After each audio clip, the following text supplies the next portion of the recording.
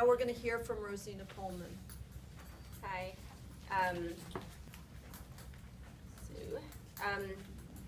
I am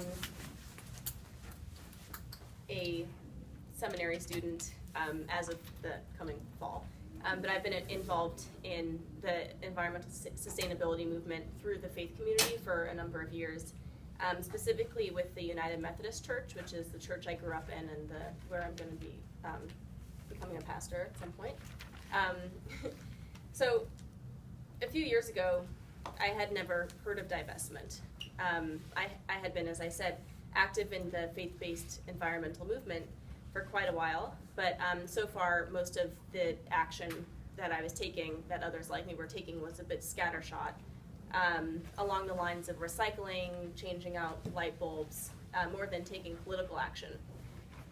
But that changed a few years ago when we found out that the parts per million of carbon in the atmosphere hit 400 million parts per million, which is the upper limit to ensure a safe degree of climate change, if such a thing can be said.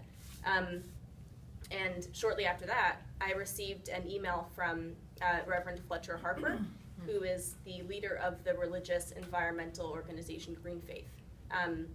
In the email, he addressed what I think many had been feeling, especially in light of the grim news on the carbon emissions.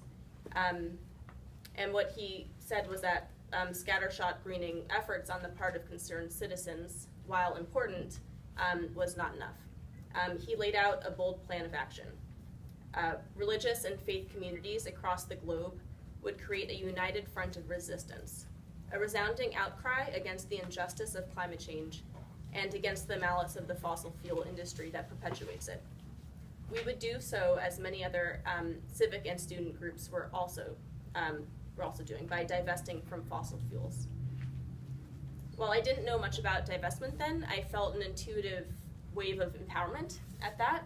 Here's a solid, effective way for God's beloved community to join together and choose love over greed, choose abundance over destruction.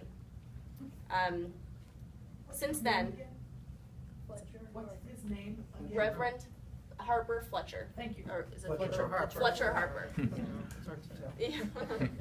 Could be either one. Yeah. If you Googled it the other way around, you'd also find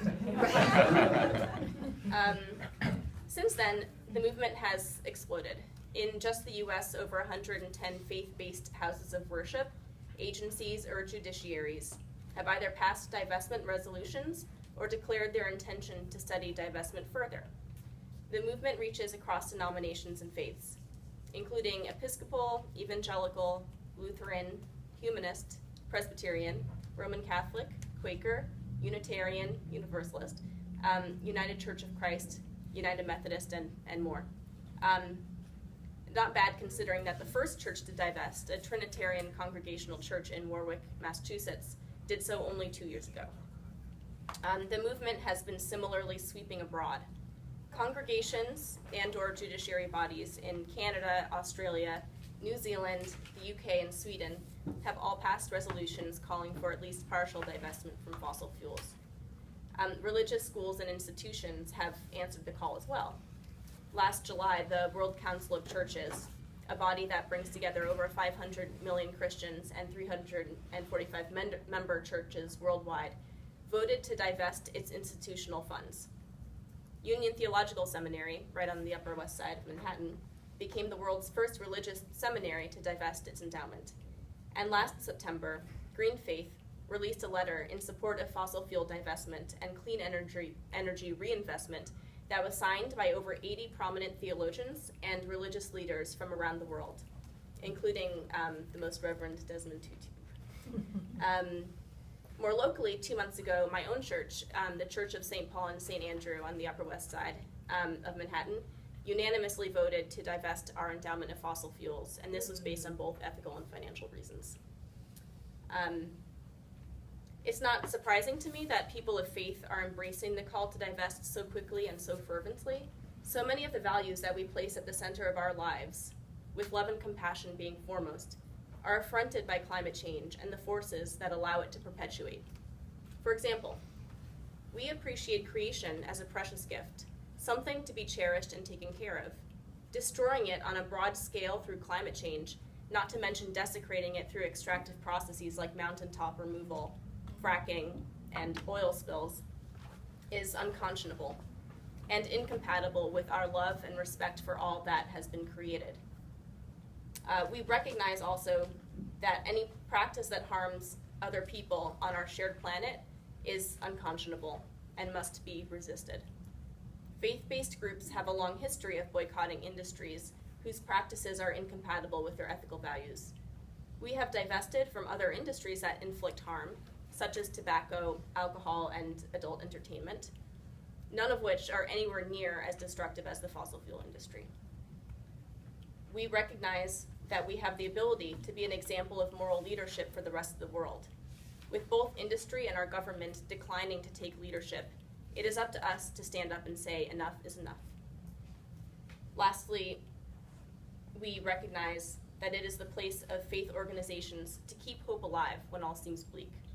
To quote Harvard divinity student Tim DeChristopher, "In those dark moments, we continue to struggle for justice, because that is what it means to be faithful to the people we love, to be faithful to the world we love, and to be faithful to a God who loves the world.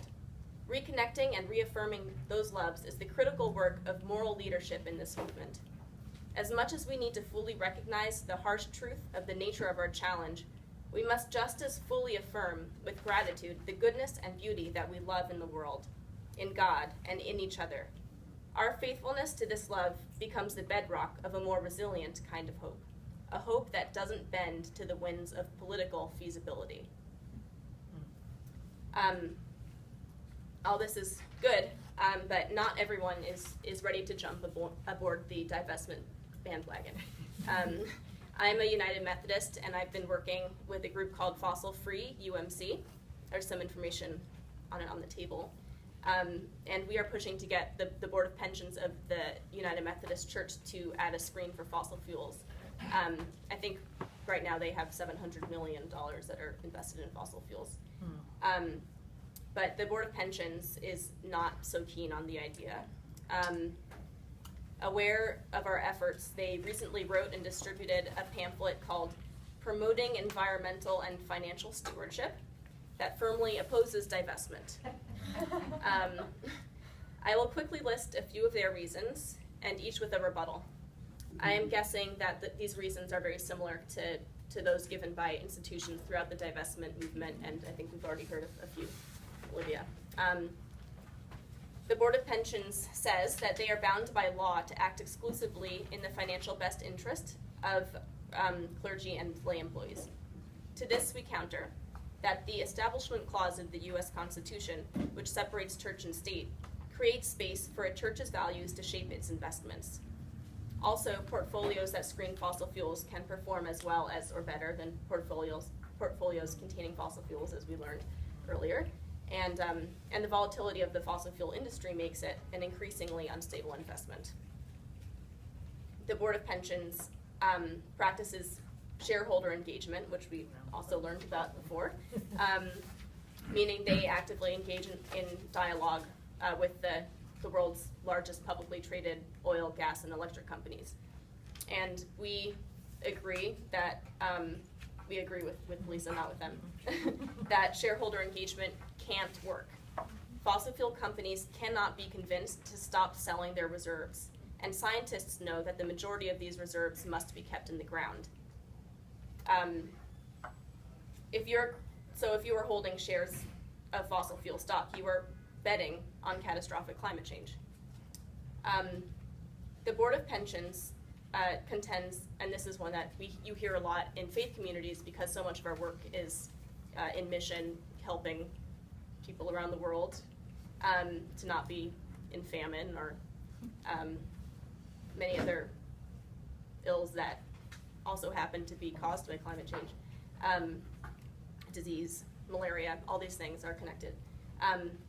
So they contend that fossil fuels play a critical role in providing access to energy for the world's poorest citizens. And to that, we counter that the world's poorest citizens are also those who are suffering the most from climate change and will stand to do so in the future. These nations have been begging richer nations to lower carbon emissions for years and have been consistently ignored. If we really cared about them so much, we would offer them reparations for the climate change that is overwhelmingly caused by us. Failing that, we can at least start subsidizing renewables instead of fossil fuels so that we can create renewable infrastructure in these countries and start lowering emissions. The only way to do this on the short time scale we are dealing with is to undermine the fossil fuel industry's influence in government. And divestment is how we can do that. It is disappointing to face this resistance. In the pamphlet, which I have with me, the Board of Pensions even refers to the divestment movement with the word movement in quotations, which I find pretty condescending, considering the... Standing still.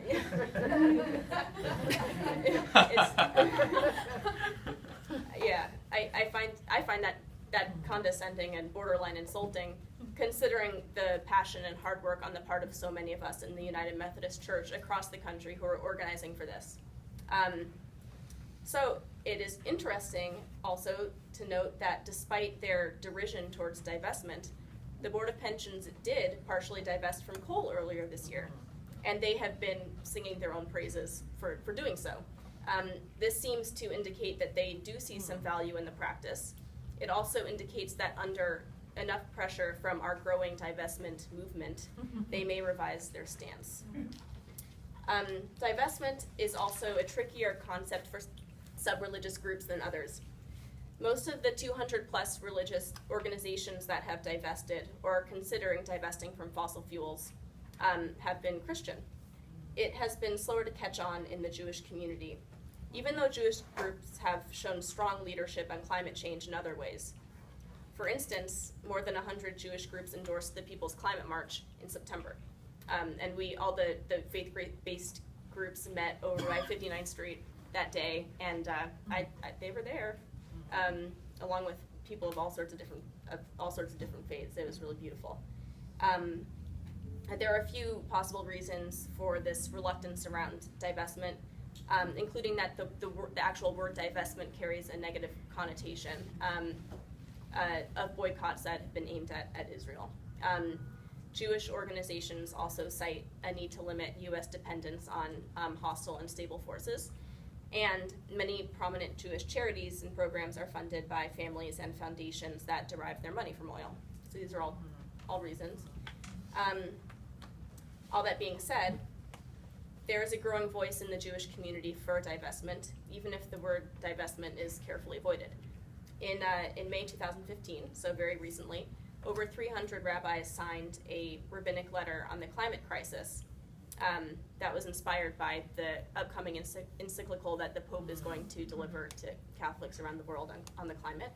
And in their letter, they suggest shifting out of bank accounts and moving our endowments from supporting deadly carbon to supporting stable, profitable, life-giving enterprises. The letter is clear on the need to undermine the fossil fuel industry, saying, "The worsening inequality of wealth, income, and political power has two direct impacts on the climate crisis. On the one hand, great carbon corporations not only make their enormous profits from wounding the earth, but then use these profits to purchase elections and to fund fake science to prevent the public from acting to heal the wounds. On the other hand, the poor in America and around the globe are the first and worst to suffer from the typhoons, floods, droughts, and diseases brought on by climate chaos." So that's a lot of information. But in general, I feel that arguments against the effectiveness of divestment have some merit, but in my view, these arguments are inherently cynical.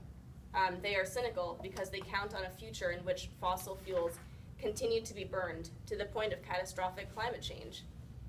It's almost as if they see the climate crisis as a far off possibility, not as an urgent reality that is already hurting and killing scores of our brothers and sisters. As a Christian, I believe that cynicism is incompatible with my faith. I know it is incompatible with most other faiths as well. Doing the right thing is of utmost importance, regardless of whether it will require sacrifice or whether it seems likely to succeed.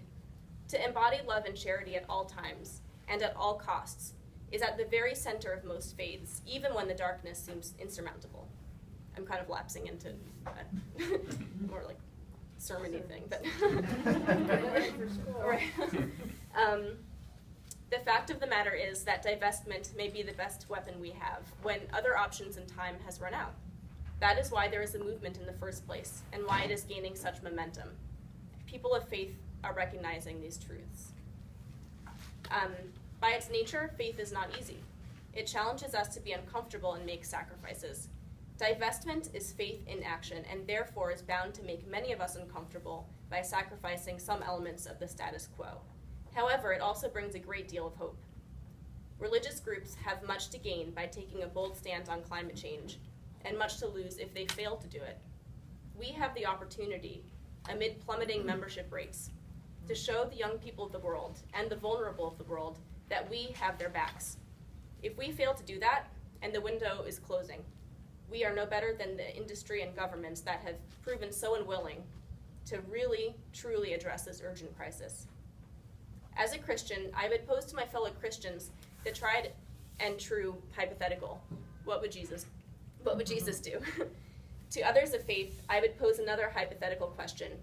In the voice of the generations to come and the poor of the earth, what did you do when you knew? Why didn't you stand up for me? I will conclude with this verse from Psalm 23 as a reminder to others of faith that God, however you understand God to be, does not abandon us in times of adversity. Yea, though I walk through the valley of the shadow of death, I will fear no evil, for thou art with me. Thank you very much. Thank you.